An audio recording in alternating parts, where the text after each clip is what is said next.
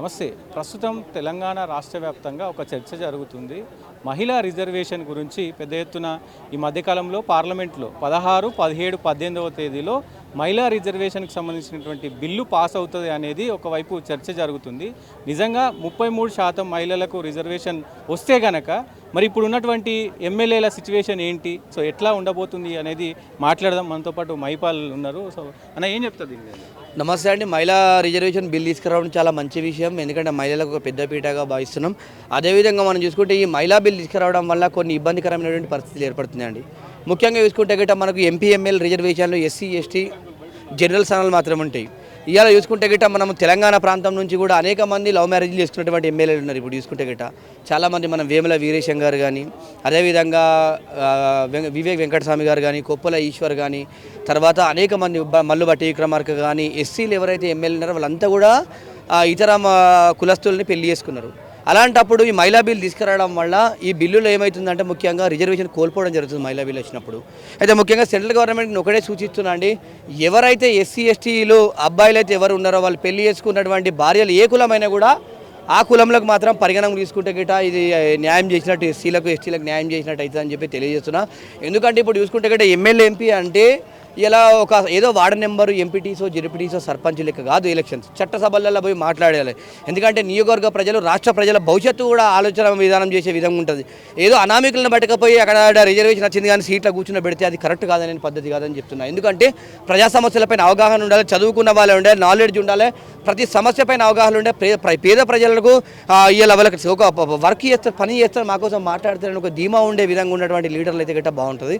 అయితే ఒక్కటే central government దయచేసి ఒక రిక్వెస్ట్ చేస్తున్నా సెంట్రల్ గవర్నమెంట్కి, ఎవరైతే ఎస్సీ అబ్బాయిల్ని పెళ్లి చేసుకున్నటువంటి ఏ కులం అయినా కూడా వాళ్ళను ఎస్సీగా వాళ్ళ భార్యలను ఎస్సీగా పరిగణనలోకి తీసుకోవాలని చెప్పేసి నేను తెలియజేస్తున్నా. అదేవిధంగా ఎస్టీలు అయితే ఎవరైతే కులాంతర వివాహం చేసుకున్నటువంటి వాళ్ళు ఉన్నారో, మొగోళ్ళు ఎవరైతే ఉన్నారో అయితే వాళ్ళ భార్యలు కూడా వేరే కులం అమ్మాయిలు చేసుకున్నా కూడా ఎస్టీలుగానే పరిగణించాలని చెప్పి నేను సెంట్రల్ గవర్నమెంట్ చేస్తున్నా.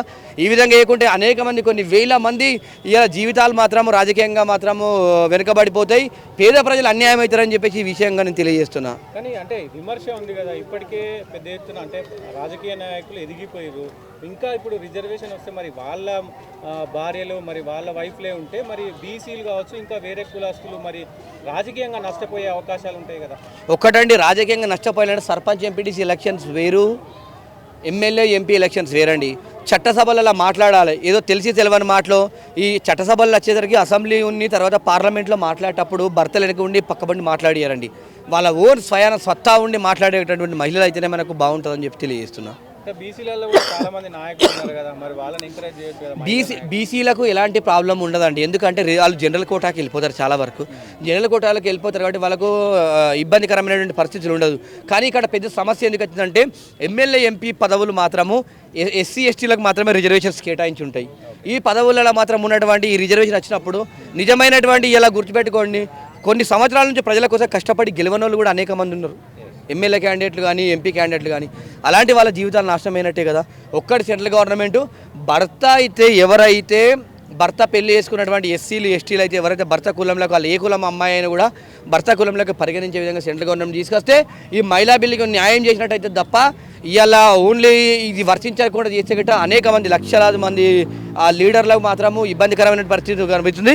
అదేవిధంగా సెంట్రల్ గవర్నమెంట్ ఒక స్కీమ్ మనకి ఎందుకు వచ్చింది, ఎస్సీ ఎస్టీలు వేరే కులం అమ్మాయిని పెళ్లి చేసుకున్నాం కూడా మేము 2.5 లక్షలు మేము ప్యాకేజ్ ఇస్తామని చెప్పి సెంట్రల్ గవర్నమెంట్ పెట్టింది. కాబట్టి అలాంటి మంచి స్కీమ్ పెట్టినప్పుడు ఇందులో కూడా సేమ్ ఇదే విధంగా వీళ్ళకు పెళ్లి చేసుకున్నాక కూడా వీళ్ళకి రిజర్వేషన్ వర్తించే విధంగా వీళ్ళకి అవకాశం ఇద్దామనే విధంగా సెంట్రల్ గవర్నమెంట్ ఒక నిర్ణయం తీసుకొస్తే గిట్ట అందరికి న్యాయం చేసినట్టు అవుతుందని చెప్పి తెలియజేస్తున్నాను.